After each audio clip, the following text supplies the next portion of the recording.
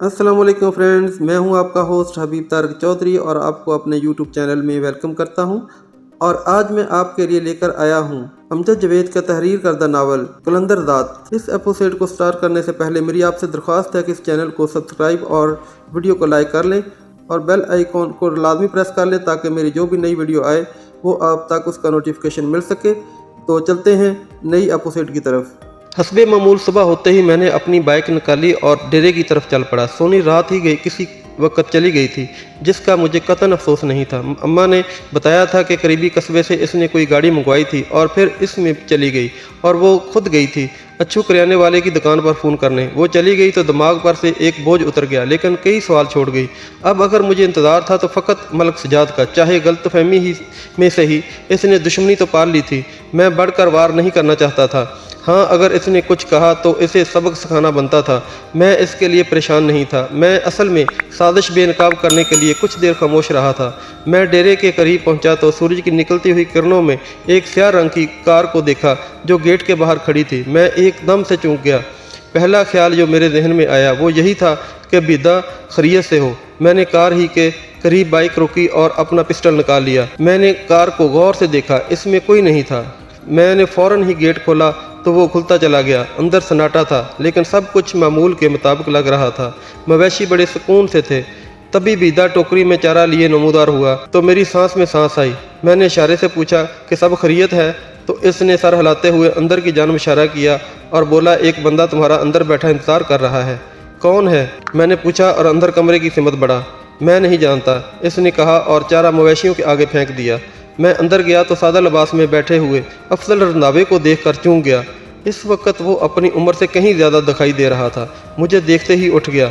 मैंने मुसाफे के लिए हाथ बढ़ाया तो इसने मुझसे हाथ मिलाते हुए कहा, जमाल, मैं इस वक्त तेरे डेरे पर एक दोस्त की हैसियत से आया हूँ। मेरी बातें सुन लेना, फिर फैसला तो बहरहाल तुमने ही करना है। आप बैठें और जी भर के बातें करें। अगर आप दोस्त बनकर आए हैं तो मुझे भी अपना दोस्त ही पाएंगे। मैंने सामने पड़ी हुई चारपाई की तरफ इशारा करते हुए कहा, जहां वो पहले बैठा हुआ था, और ख़ुद दूसरी चारपाई पर बैठ गया। वो चंद लम्हे खामोश रहा, फिर सोचते हुए लहजे में बोला, देखो, मैं जो भी हूँ लेकिन आखिरकार एक सरकारी मुलाजम हूँ। मेरी हदूद हैं जिनमें रहकर मैं अपना काम करता हूँ। इसके साथ साथ मैं अपने अफसरों के हुक्म का पाबंद हूँ। मैं एतराफ़ करता हूँ कि मैंने तुम्हारे साथ ज़्यादती की है और ये ज़्यादती सरासर गलतफहमी की बुनियाद पर थी। मुझे हुक्म दिया गया था और इसके साथ जो मालूमात दी गई थी इसमें तुम्हें एक ऐसा जराइम पेशा शख्स बताया गया था जिसका पूरा एक गिरोह है। खैर, जो कुछ भी हुआ तुम्हारे साथ वो अच्छा नहीं हुआ। मैं इस पर माजरत खा हूँ। मुझे नहीं मालूम रंधावा साहब कि आप ऐसा क्यों कह रहे हैं, लेकिन हैरत इस बात पर है कि आप इतना सब कुछ करने के बाद जबकि नौकरी करने, अफसरों का हुक्म मानने की मजबूरी के साथ माजरत करने क्यों चले आए? आपने तो अपनी नौकरी की, फिर ये शर्मिंदगी क्यों? नहीं, मुझसे गलती हुई है। मुझे भी अपनी पेशा वराना दयानतदारी निभाना चाहिए थी। मैं ये नहीं कहता कि तुम मेरी बात का यकीन करो। मैं ये भी नहीं कहूँगा कि तुम मेरी माजरत कबूल करो, क्योंकि तुम मुझे शक की निगाह से देखोगे। ऐसा कभी हुआ ही नहीं कि कोई मेरे डिपार्टमेंट का बंदा यूँ माजरत करने आ जाए, यहाँ तक कि उसे कोई मजबूरी ना हो। चले, मैं आप पर शक नहीं करता, माजरत भी मान ली। अब मैंने इसके चेहरे पर देखते हुए कहा तो वो धीरे से मुस्कुराते हुए बोला, जमाल, तुम क्या समझते हो कि दुनिया इतनी ही सादा है जितनी तुम समझते हो, या फिर जितने तुम सादा हो? मैं समझा नहीं। मैंने इसकी तरफ गौर से देखते हुए पूछा। जो दलेर आदमी होता है वो हमेशा सच पर खड़ा होता है, चाहे वो वक्ती तौर पर इसे हजमियत उठानी पड़े। इस दुनिया का असल मसला मुनाफकत है। मुनाफक आदमी ही होता है। कभी तुमने किसी जानवर में मुनाफकत नहीं देखी होगी।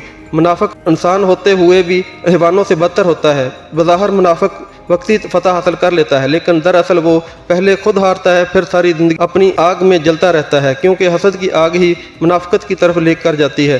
खैर, कहना मैं ये चाह रहा हूँ कि वो माशरा पुरअमन होता है जहाँ मुनाफकत नहीं होती। वो गंभीर लहजे में कहता चला गया। मैं अब भी नहीं समझा कि आप कहना क्या चाह रहे हैं। इस दफ़ा मैंने जिच होते हुए पूछा। वही बता रहा हूँ, दलेर और सच्चा आदमी हमेशा मुनाफकों से मार खाता है, अगरचे मुनाफकों की ये वक्ती फतह होती है। कहना मैं ये चाह रहा हूँ कि अपने इर्द गिर्द मुनाफकों से बचो, क्योंकि हमेशा मुनाफक ही एतमाद हासिल करके अपना वार करता है। इसने पहले से भी संजीदा लहजे में कहा तो मैंने महसूस किया कि जैसे वो कुछ कहना चाहता है लेकिन कह नहीं पा रहा। इसलिए मैंने अपने लहजे को नरम बनाते हुए पूछा, रंधावा साहब, दरअसल मैं समझना चाह रहा हूँ कि आप मुझसे क्या कहना चाहते हैं। आप साफ लफ्ज़ों में कहें। यकीन रखें, ये बात आपके और मेरे दरमियान में रहेगी। तो फिर सुनो, ये पीरदादा को और शाह फैमिली को अचानक ही तुम में इतनी दिलचस्पी पैदा क्यों हो गई है? इसने मेरी जानब सवाली अंदाज में देखते हुए पूछा तो मैंने कंधे चुकाते हुए कहा, मैं नहीं जानता, मगर मैं जानता हूँ। इसने ड्रामाई अंदाज में कहा, फिर मेरे कुछ कहने से पहले ही बोला, इससे पूरे इलाके में तेरे जैसा बहादुर, निडर और फनकार किस्म का कोई दूसरा बंदा नहीं है। दोनों ख़ानदान बज़ाहिर एक दूसरे के दुश्मन और हरीफ दिखाई देते हुए, लेकिन अंदर से ये दोनों एक ही है। इनकी सारी प्लानिंग दो बातों पर होती है। एक तो ये कि अवाम को आपस में लड़ाते हैं ताकि इनकी हुक्मरानी कायम रहे।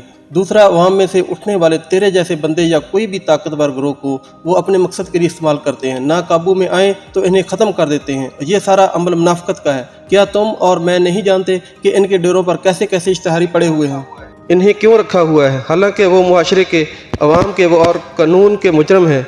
मेरे हाथ बंधे हैं कि मैं इन पर हाथ डालने की ताकत रखते हुए भी हाथ नहीं डाल सकता, कि सियासी दबाव और ग्रुप बंदियों ने मेरे हाथ बांधे हुए हैं। तुम जैसे लोग शऊर नहीं रखते, बस लाशऊरी तौर पर इनकी उंगलियों पर नाचते चले जाते हैं। वो बेहद जज्बाती हो गया था। आप ठीक कहते हैं रंधावा जी, लेकिन जब कानून कुछ नहीं कर सकता तो हम क्या करें? आप लोगों किस लिए हैं? हम अगर हथियार उठाते हैं तो मुजरम बन जाते हैं, एक और इश्तिहारी पैदा हो जाता है। यही तो मैं समझाने की कोशिश कर रहा हूँ जमाल, कि इस सिस्टम में सिवाय इश्तिहारी पैदा होने के क्या होता है, क्योंकि जहाँ इन्हें ये पैदा होत करते हैं वहाँ इन्हीं की हिफाजती दीवार बनाकर ख़ुद को महफूज कर लेते हैं। क्या ये एक दूसरे के बारे में नहीं जानते कि ये कितने बड़े जराइम पेशा हैं, लेकिन सियासी मैदान में नूरा कुश्ती करते हैं? खैर, मैं तुम्हें ये बात इसलिए समझाने आया हूँ कि मुझे ये पता चला है कि शादी तुझे अपने पुत्र शाहजेब का बॉडीगार्ड रखना चाहता है, और पीर दादा ऐसा नहीं चाहता। वो तुमसे लड़ेगा नहीं, बल्कि तुम पर मज़ीद आसान करने की कोशिश करेगा। लेकिन खुदा के लिए तुम अपनी ताकत बचा कर रखना। इस बार इसके लहजे में दर्द था। मैं समझ गया हूँ आप क्या कहना चाह रहे हैं। ऐसा नहीं होगा, मैंने इसे यकीन दिलाया था। इसी लम्हे मेरे जहन में एक ख्याल रिंग गया। मैंने शिद्दत से ये ख्वाहिश की कि काश रंधावा अपने तौर पर यह ख्वाहिश मुझसे कह दे। अगर तुम समझ ही गए हो तो याद रखो, वक्त तुम्हारा होगा। मेरे लायक अगर कोई खिदमत हो तो बताना। इसने उठते हुए कहा तो मुझे मायूसी होने लगी। तभी मैंने खड़े होते हुए कहा, आप भी अगर कोई ज़रूरत महसूस करें तो मैं हाज़िर हूँ।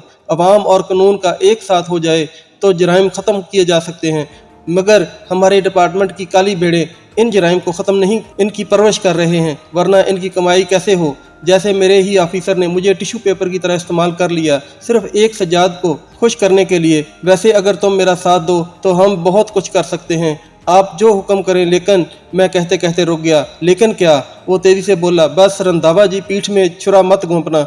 बाकी आप मेरी मदद करें, मैं आपकी मदद करूंगा। ये तल्लक तो अतमाद पर आगे बढ़ेगा ना। मैंने अपनी ख्वाहिश का इज़हार किया तो इसकी आंखें चमक गईं। इसने अपने अंदरूनी जज्बात को दबाते हुए कहा, तो फिर शुरुआत मैं करता हूँ। मलक सज्जाद ने अपने कुछ बंदे यहाँ भेजे हैं तुम्हारे लिए, और जानते हो वो इस वक्त कहाँ हैं? कहाँ हैं? मैंने चूंकते हुए पूछा।